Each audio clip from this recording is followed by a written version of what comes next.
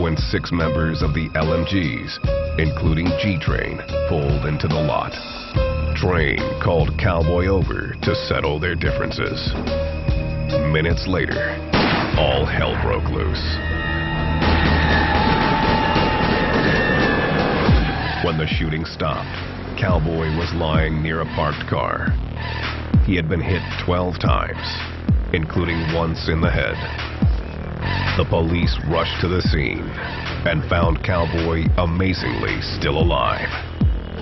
He immediately made a gasping claim. When the officer got down and asked him what happened,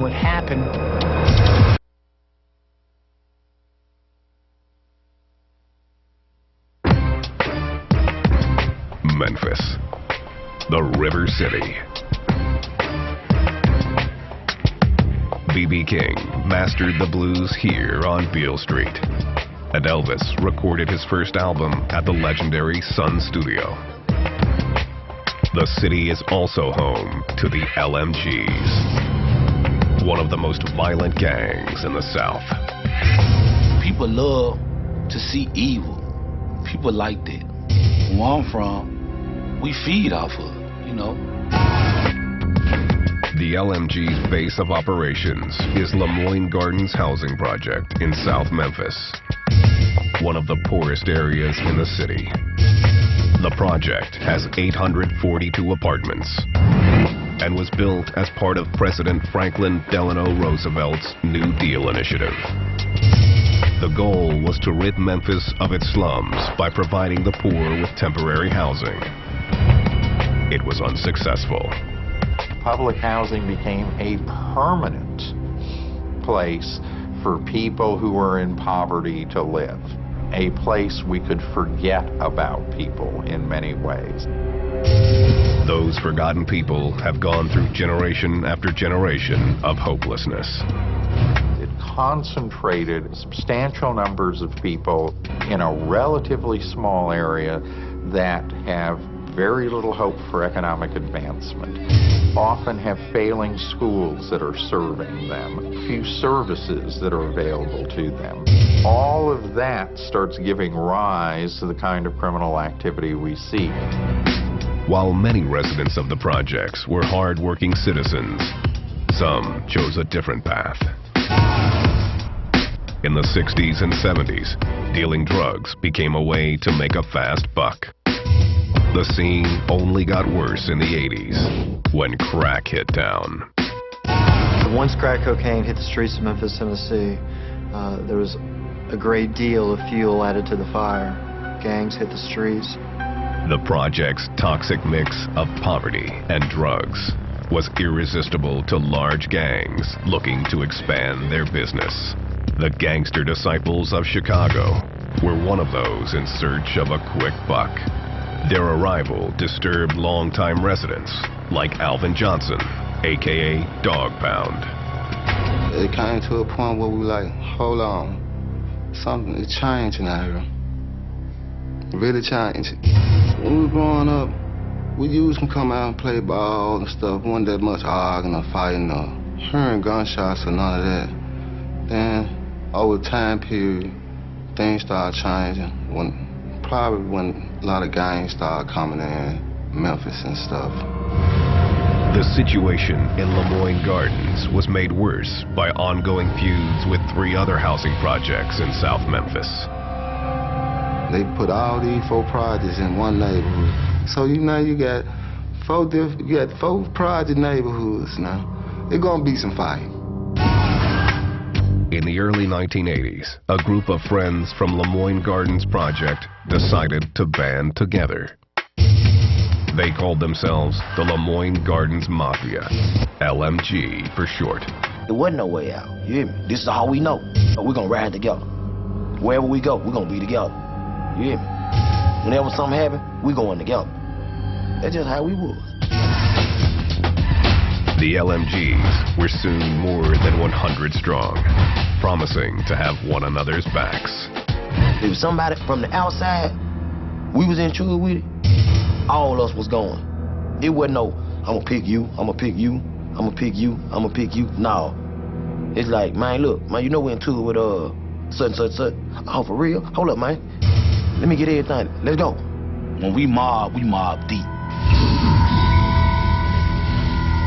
And when we mob, everywhere we go, it's somebody gonna recognize who we are. The drug scene in South Memphis was exploding, and the LMGs were looking to dominate the trade. Come get anything over there in Lemoyne Garden, from marijuana to crack cocaine to powder cocaine. It was really like a mini cartel. The gang's united front quickly became profitable.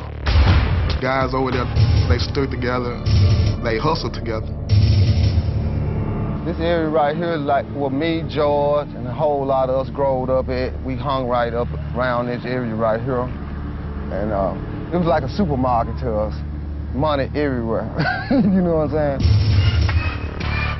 By 1993, the LMGs were running the streets. And 23-year-old G-Train was rising to the top. Train always had money. Yeah, for real. He was a bona fide hustler. His name just blew up in the neighborhood, you know what I'm saying? Everybody want to be around Train. G-Train threatened anyone who got in his way as he assumed control of the LMGs. The name Train conveys a certain message, or messages. And it's about fear, it's about violence, it's about a hardcore Memphis gang. His deadly mystique soon stamped him as untouchable. He went anywhere he wanted to go. If he felt like he wanted to go there, that's where he went. He wasn't running for nothing. G-Train used his drug profits to purchase a nightclub, the Headquarters. It became the place to be seen and the main hangout for the LMGs. Normal night, we have probably about 500 people come up through here. Cars all up, down here, all up here. From the street, it looked like a legitimate business. But behind closed doors, the Headquarters held a secret.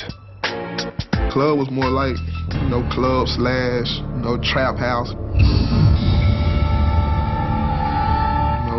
Ecstasy pills, marijuana, cocaine. I mean, it's all there in the club. So it's like a one-stop shop. This is where they would hold their meetings, or so-called roll calls. And they would talk about their business. They would talk about, okay, where are we at with our money? How we're going to make money. What are the gangster disciples doing? What are the rival gangs doing? G-Train's empire continued to grow as he appeared to go legit. He formed a music group and cut a rap album. G-Train also tried to build a reputation as a local Robin Hood. He bought a barbershop, gave out free haircuts, and sponsored a 4th of July fireworks show. He showed love. I mean, on Christmas, if you don't have one, he'll make it happen for you. I mean, he bring gifts. To the LMGs, he was a hero, a man to be emulated. He was really like a daddy to me, because I ain't had my daddy. You hear me? And I was trying to be like this man, him. Like when Train started selling dope, I wanted to sell some dope. I seen Train buying cars, I gotta get me a car. I seen Train toting guns, I want to do that too. That's when he started taking the guns to school.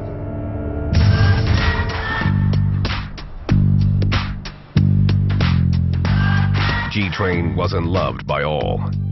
As his power and wealth grew, he and the LMGs began crossing enemy lines. They were starting to sell drugs over onto the gangster disciple territory. And when that started happening, the LMGs and G-Train were starting to cut into the money of the gangster disciples, which is going to cause a problem.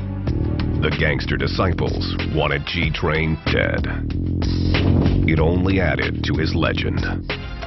He was said to have 9 lives for all the times that people tried to kill him, but were unsuccessful. The gangster disciples got frustrated when they couldn't get to G-Train and went after his family instead. In the early 90s, they attacked Train's brother and almost beat him to death. To the LMGs, the assault was a declaration of war. His triumph just took it out on them. He didn't care who it was. If he was GD, he was gonna get it. All us crazy. You hear me? But we cool crazy. We ain't crazy till you mess with us. Till you do something that my brother, my cousin, my partner, my sister, my mama. The LMG's plan was simple. It was just SOS, shoot on sight. The murders began to pile up as each killing was met with another.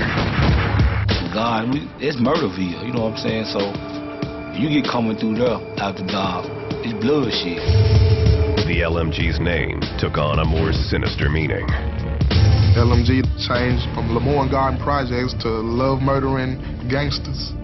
The posse had a new battle cry. GD, short for Gangster Disciples. LMG added a